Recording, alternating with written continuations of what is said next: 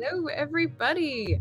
My name is Margaret Pinard. Welcome to my channel. I am here with a delightful creative guest this evening. Hi, Bree. Welcome. Hi. We're here for a fireside chat. So, in case you are wondering what's up, this is what's happening all August long, Monday through Friday, 5 p.m. Pacific. I am inviting a different guest on to do a little mini work session as like a spoonful of sugar to help you get through it, and also do some chatting and introduce the person to my audience and introduce the person to me in some cases, because often it's someone I haven't gotten to talk too much to. So that is the case with Bree. So welcome to Fireside Chats. Bree, can you tell us about your YouTube channel a little bit? Sure thing. So, hi, I'm Bree Buonomo. The U is silent, and I have been on YouTube since 2019 officially. I write fantasy and horror and poetry the most, but I have dabbled in contemporary romance and sci-fi and historical, I guess. I was just saying behind stage that I've written one historical fiction, so that counts, right? Yeah. Hey, of multiple genres. I love it. Yeah, so I do write. I love writing. So I love to challenge myself. I love writing in other genres and seeing what doors open.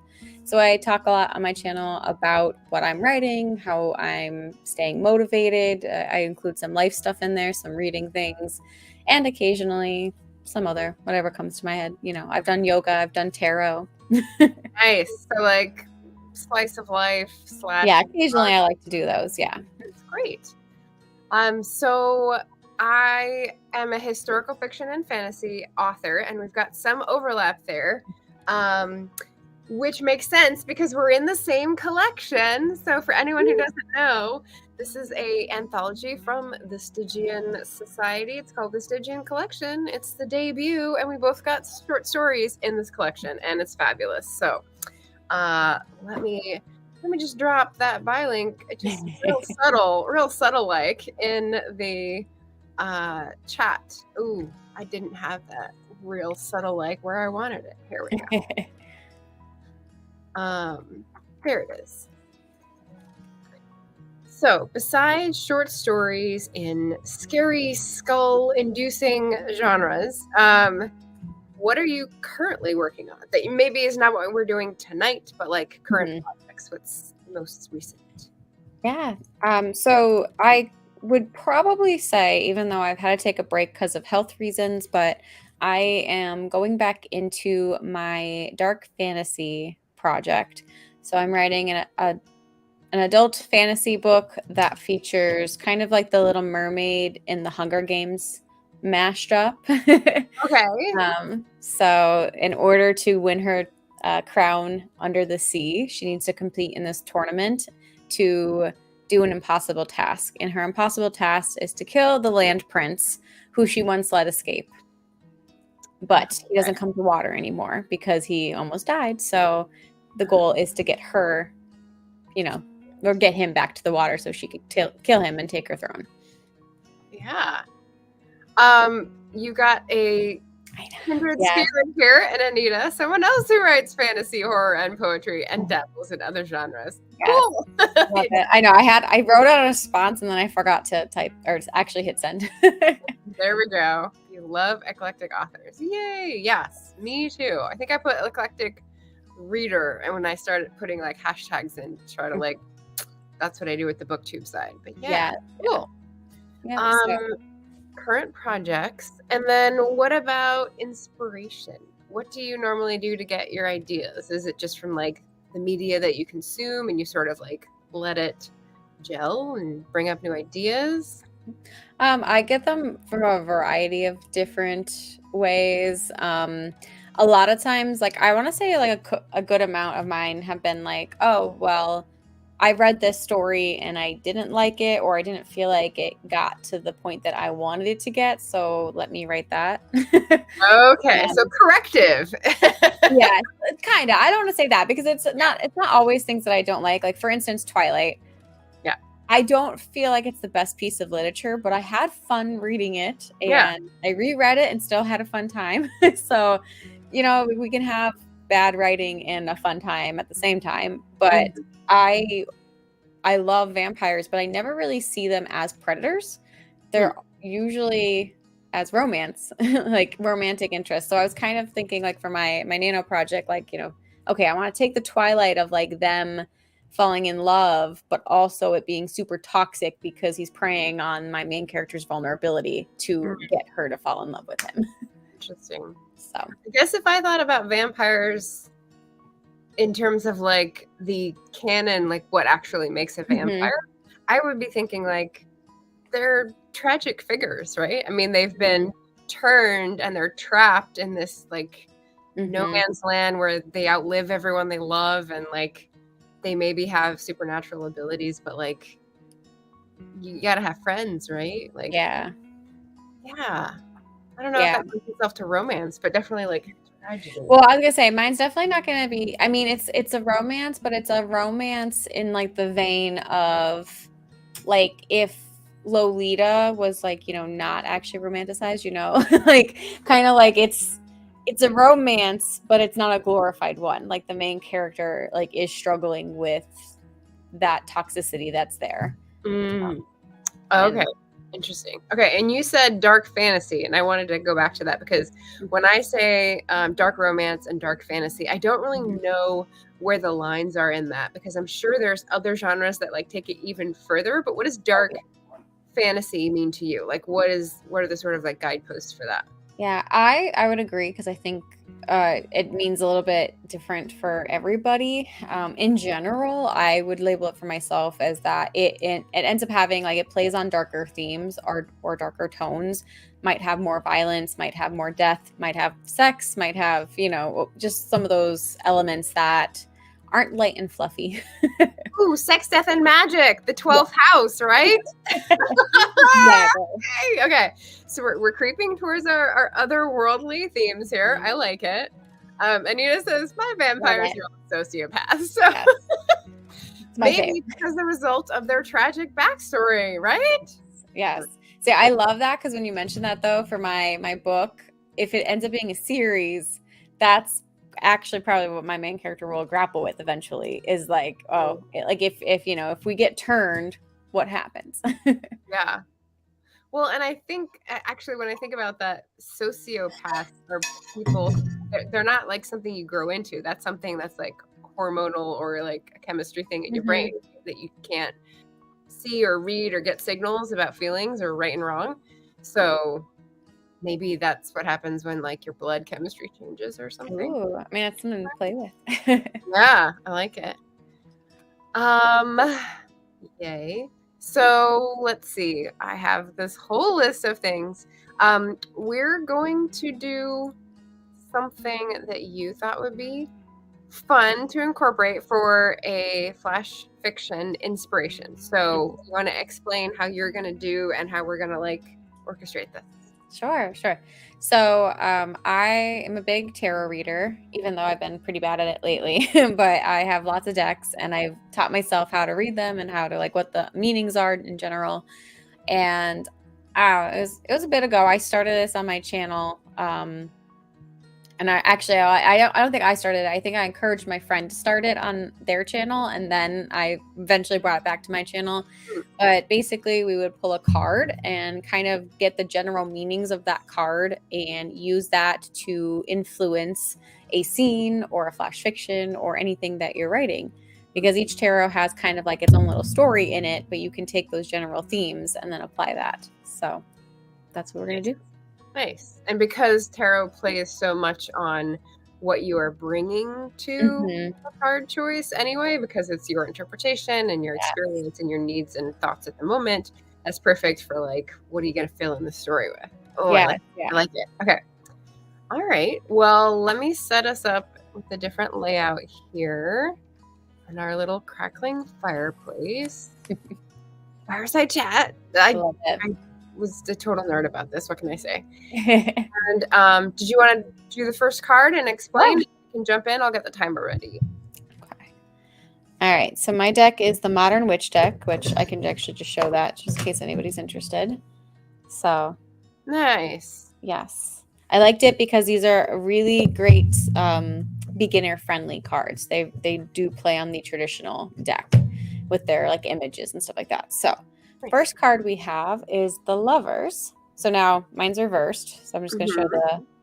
so the lovers is pretty straightforward most of the time, where we have love, passion, union. It doesn't have to be romantic all the time, but it does mean like a coming together. However, mine was reversed. So our core themes are actually going to be more like discord, conflict, suffering. So there's something going on. Oh, So what I think would be a good prompt then would be you have your lovers or just two people who are in a disagreement, arguing about something, can't come to a solution. okay. And let's just leave the genre open to whatever we're inspired by, because I'm gonna need another. I'm gonna need to think about it. Okay, so I will pop my timer up here. Give us another minute just because we're starting out. And we'll give 5 minutes and we'll try to do 4 rounds. Rapid fire with lovers reverse. Okay, Mhm. go. And I'll mute myself so that you don't have to listen. Perfect.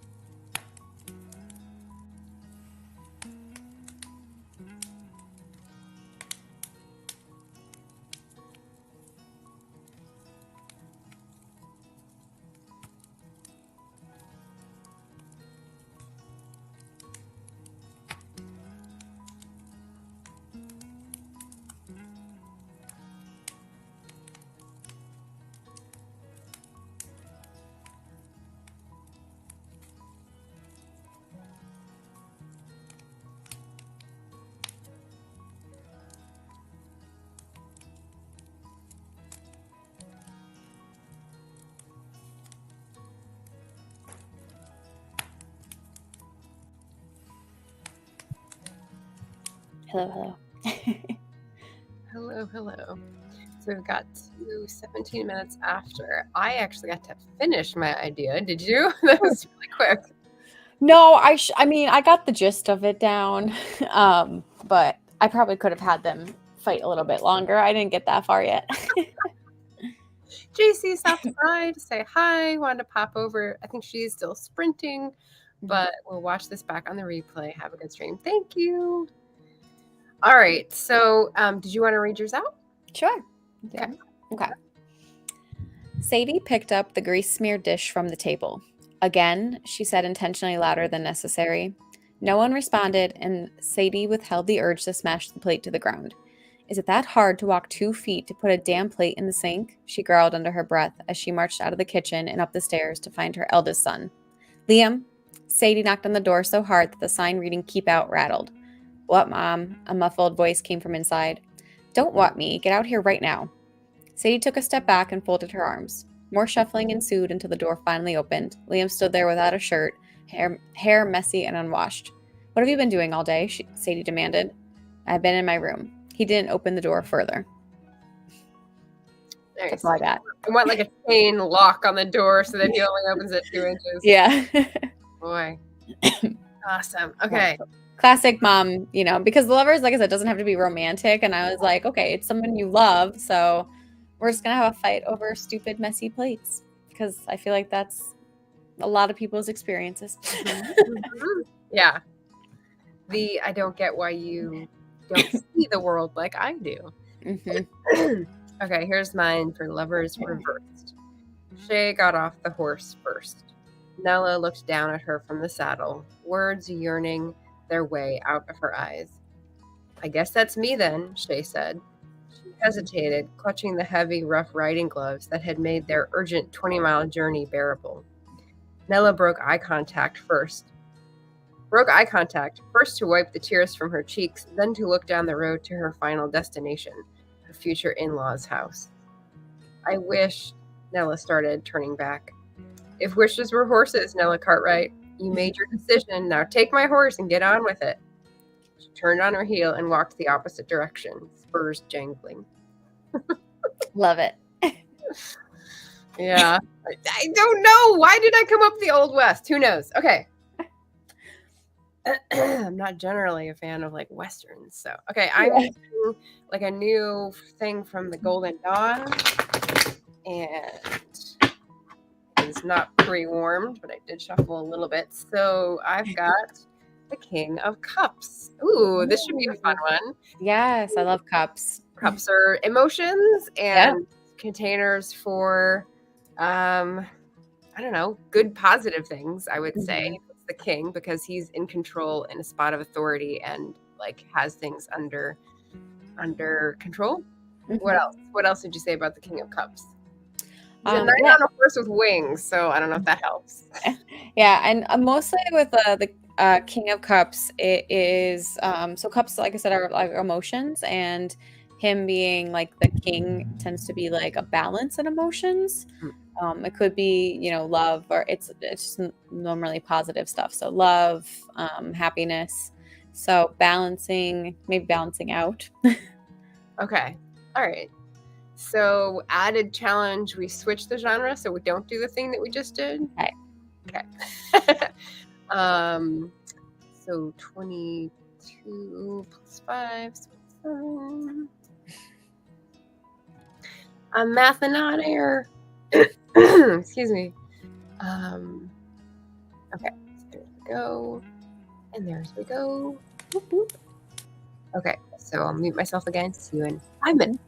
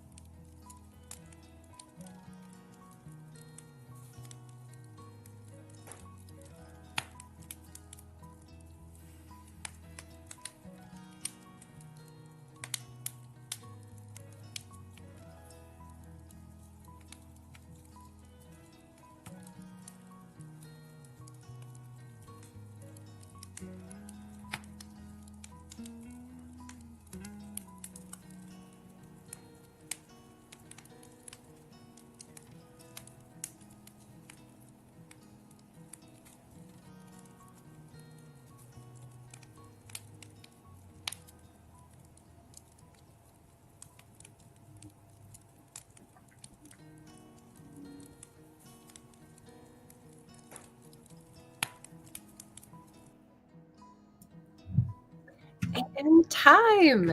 That worked out really well. Fire just stopped. I want to say hi, Laura Nettles. Hello, Laura. So we're just down with round number 2, which was inspired by the King of Cups. I'm a little unhappy with the ending of mine. Oh no. But you'll see. Okay, so I'll go first. Let's see. King of Cups. Feyre, darling. You know what that does to me, Adam, I said, my breath hitching just a little. I do. I could hear the grin in his voice, the tempered tease. Ever since Adam had landed the job as narrator for the ACOTAR series, he'd been in such demand he was being flown hither and yon, while I, the girlfriend, stayed stuck behind in northern Louisiana. But he knew how I missed him, so he sent texts and silly postcards and left random daytime voicemails while I was in conference calls about building inspections, so I'd have something to laugh about with him at the end of the day. How glad I was that he knew what I needed. I just hoped I was returning the favor. But yeah. For some reason, I started out with favorite darlings. I listened to someone on TikTok say that who was like, oh my God, what a delicious voice. I know. There's some good voice people on TikTok and they just know their market. Yes. Oh, speaking of which, what are your social handles so that I can pop them in the chat? Because people should follow you all over. Yes. Let's see. On YouTube, I'm just my name, Bree Buonomo. On Instagram, I had to put periods in there. So it's Bree, B, writes. And on TikTok, I'm at Frantic Fairy. Awesome. Beep. Okay. Yay. All right. So how about you, King of Cups? Yeah. So I think at first I was still stuck on my lovers. And then I was like, wait, I have to do balance. So I think I know where I was going, but I kind of had to remember that like in my last sentence. So I don't know how balanced we're going to get, but we have good positive emotions at least. Okay. Inspired by my king. The fight wore King Alec down. He was used to commanding armies, telling his soldiers to do as he willed. The soldiers always listened. His wife, not so much. War was on the horizon, and Queen Mara insisted on staying to fight. I have magic, she yelled at her husband. You have one potion bottle, Mara. That is not enough magic. Mara pouted like a child before her features became cool and calculating, every bit the queen she was. This potion is more than enough to help. It will grant me foresight, and with it we could win this war. If you stay, I will be distracted. I'll worry too much about you, my love. I cannot lose you. Her eyes shined brightly. You won't. Her smile beamed. Alec, I don't need to be on the front lines to help out. I can stay in the castle and get word to you when I see something. But if the castle is breached, the horses, I will prepare everything for a quick escape. Let me help you, my love. Let me protect my country with you. Aww. I like kind of balanced. Yeah. And it reminds me of ACOTAR. I don't know. We both had those vibes. A war on the horizon. Right, like protecting you, the war on the horizon. Mm-hmm. Ah, that's cool. Okay. And your second card. Mm-hmm. Oh, since we're at the midpoint of the 2 rounds, we have 2 to go. I'm going to ask you, what's your favorite word? Because I've got a secret giveaway going. And for each Fireside Chat, the guest has a favorite word that they will mention, and I will put mine in as well. And if you write a comment after the stream is done with that word, don't have to use it in a sentence. You could just say the word. You're entered to win the Bookish Swag Pack package mail thing that I'm going to do at the end on the 31st. So, what is your favorite word of the moment? I was going to say, of the moment, my favorite word is indubitably. And mine has the same sound. Mine is leguminous, which I just fell in love with last month. So yeah, of the moment. Love it. Yeah. Okay, so your turn to pick a card.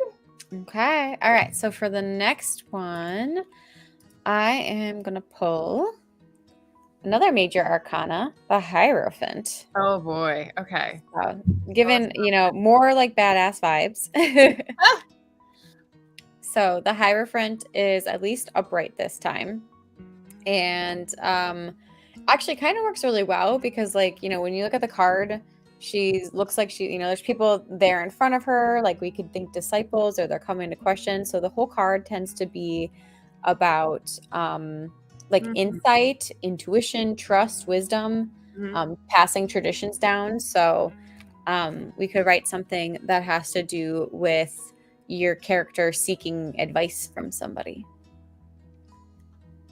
maybe Okay.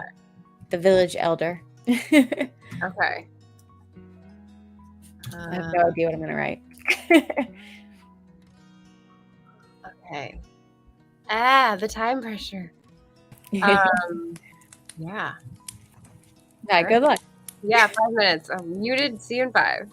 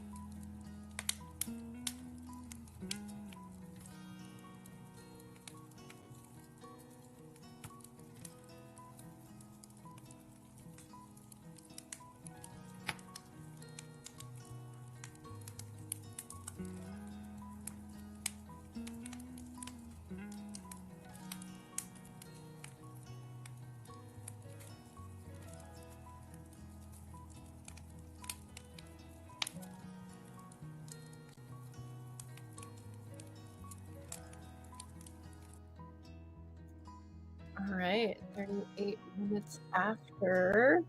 Well, I jumped the gun. There it is, 38. How is that? All right, how do we do? If anyone in the comments is sprinting on these little like mini rounds with us and wants to enter their writing in, I'm sure it's not very much, so you can get it in like 2 comments. So we'd love to see it and share it out if you're willing to share. So feel free. Okay, wait. All right. So I was trying to play on like horror, like old witch vibes. I feel like this would have to be one that I'd have to plot out a little bit more than 5 minutes to get those vibes, but I was trying to get it in. I didn't write as much, I don't think, in this one. So The old witch of Marigold Lane sat on her porch rocker as Ava tentatively approached. The old house had broken steps and shutters half off, and yet the woman rocked as if her home was perfectly normal. Ava hated this place. She was only here once before on a dare, and that was enough for her. But today, it was necessary. She didn't know if the witch had any real powers, but Ava needed her to. She hoped the witch could help her fix her mistake. Ava didn't mean to set a curse upon her school. She was only trying to find a reference book for her essay. Oh, okay. Nice. So nice. Maybe more humorous it could be instead of horror. Right. Okay. Yeah. Hierophant. I like it.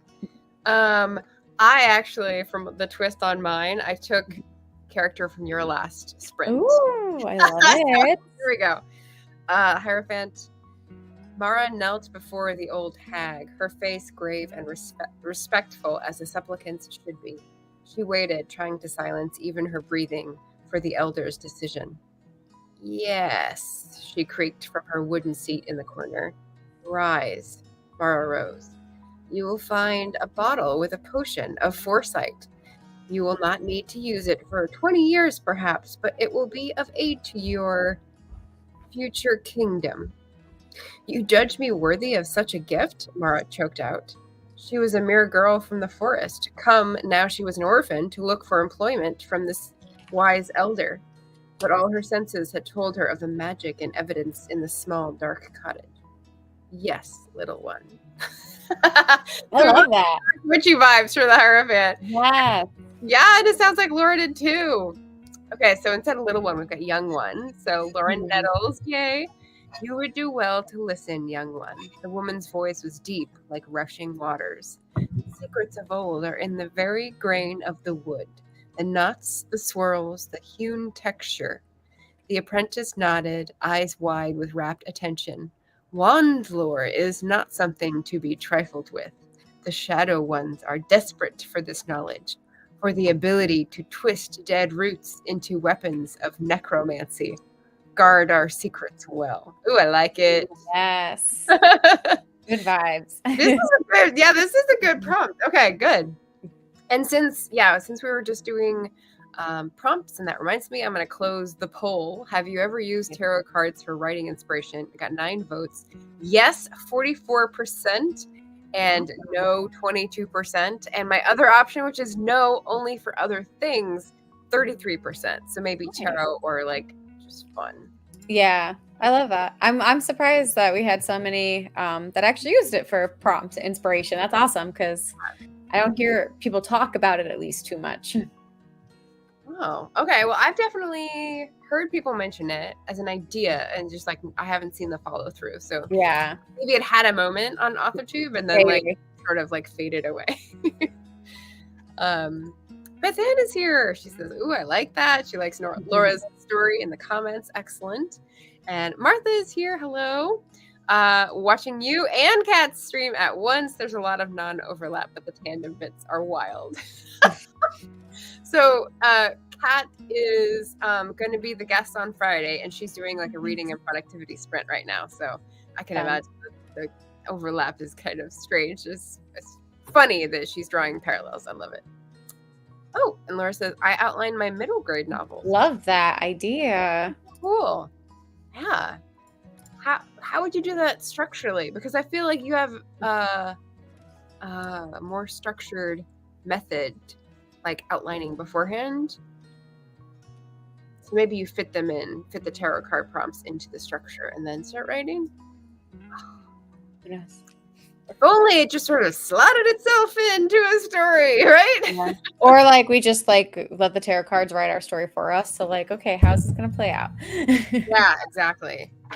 Okay, so last one I'm gonna shuffle. It's a different deck for me. It's the runes, and I think these are actually kind of better for story stuff for me. They're more like intuitive. It's like a system you have to study, be more familiar with. And I say that, but then Okay, so the first one is possessions. Oh. Rune made into a sheaf of wheat, meaning like material possessions. Mm-hmm. So, stories about possessions, maybe what that does to a person, maybe when they lose them, maybe what they will do when they're desperate to get something, to possess something. Yeah, possessions could be so many different things. Yeah. Not like demon possession. I think that's separate. So no. Darn That it. Go ahead, Laura. I can see you. Fine. Right? So let me bring up my little timer and get Turn into Gollum instead. Do what? I'm turn into Gollum with my precious. God. Question. Oh yeah, mine. Or the seagulls from Finding Nemo. Mine. All right. Back to our fireplace, our nice cozy fireplace, and our 5 minutes ish. So I'll mute myself and see you in 5 for possessions.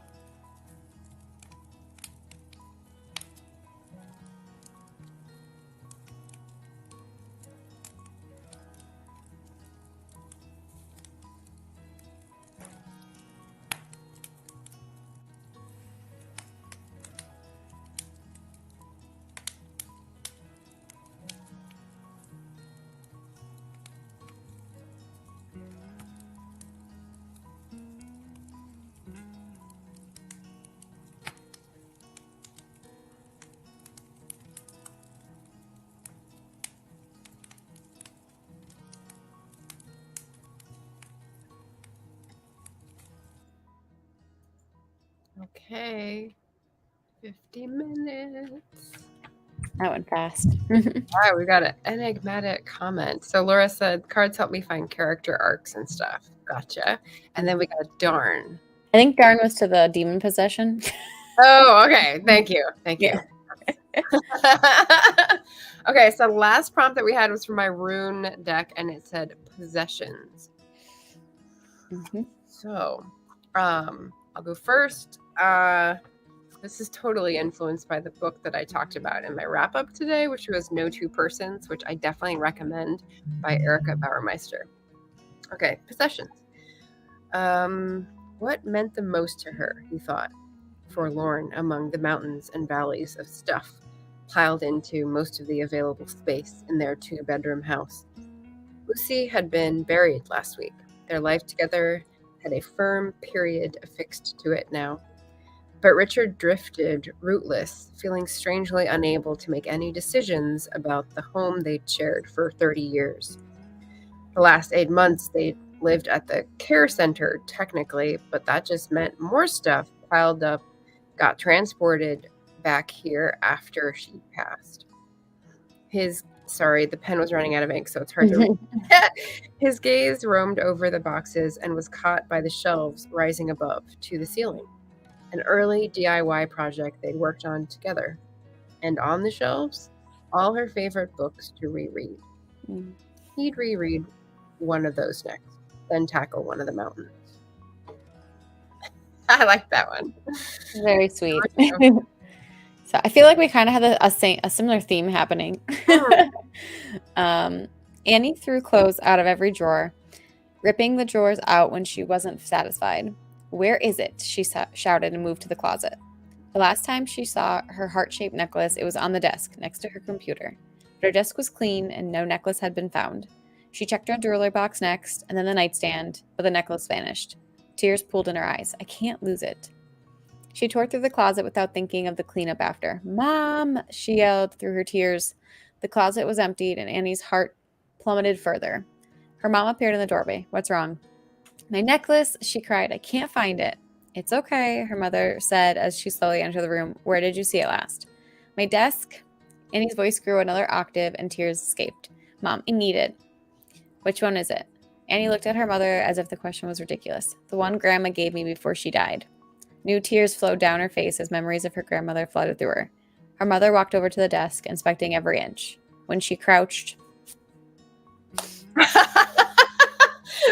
up to the finish line. There you go. Her mother was just going to pick it up off the ground. Okay. Behind the desk as if it fell off, but it's like secret drawer. There's like a secret Jimmy thing. Yeah. Nice. I love it. Okay, so Laura's also got an entry for possessions.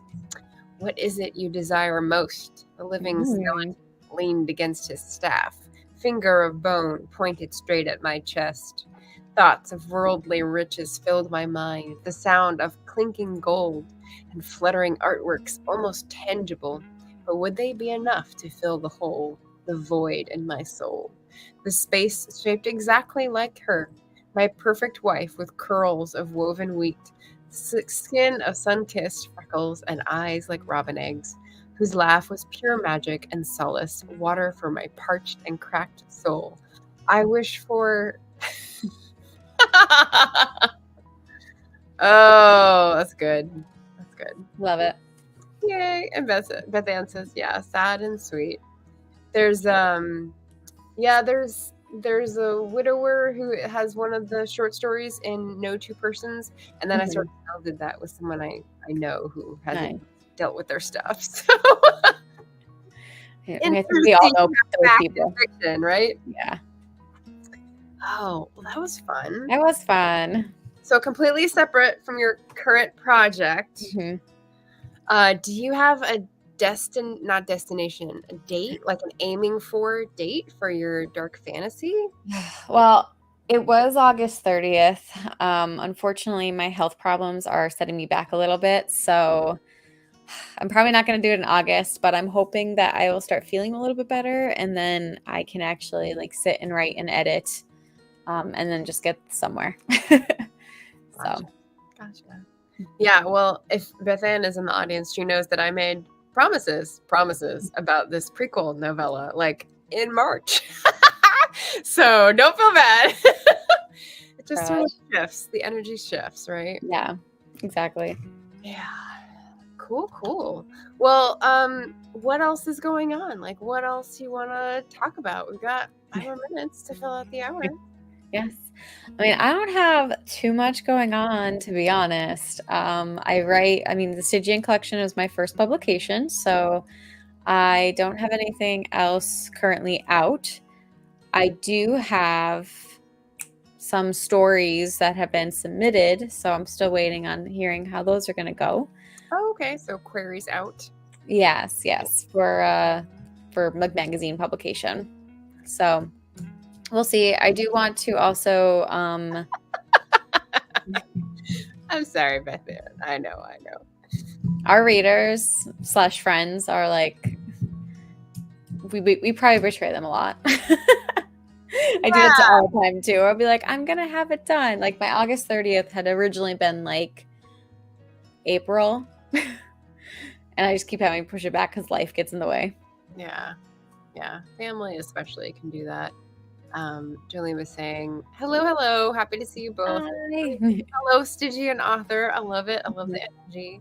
I love everyone who's like sharing on Instagram. It's very helpful. I know. So I will just close out by saying this is happening every Monday through Friday, 5 p.m. Pacific. So feel free to come back live and get your creative muscles sort of like cracked, stretched, whatever you would like, as well as get to know a new creator who perhaps you haven't seen before, because I feel like I'm in lots of different ponds or silos with people. And so this is my attempt to like, come here, Yes. What is the Hear ye. what's that? Hear ye. Yeah. Or what's the song from Hocus Pocus? Come little children. Oh yeah. Whatever that is. Yeah. So give a little spooky vibe, right? So feel free to visit for that. And don't forget, we've got a secret giveaway for the Fireside Chats. Just to comment either of our favorite words from any show down in the comments below after we're finished, and you'll be entered to win the secret prize on the 31st. Ooh. And there's also a secret giveaway of 9 ebooks for the anniversary stream. So last Saturday, JD Estrada, Emma Bennett, and I had like a 10 years in publishing. Awesome. Hee-haw, and like talked about stuff. And so we're giving away free ebooks just to celebrate for comments or shares. So feel free to do that too and get some free ebooks. That's it. Yeah. So thanks everyone for watching and being in the chat and being lovely. And hopefully you've had more to read and more fun things to write. So thank you so much and have a lovely night. Take care. Thank you guys. Bye. Bye.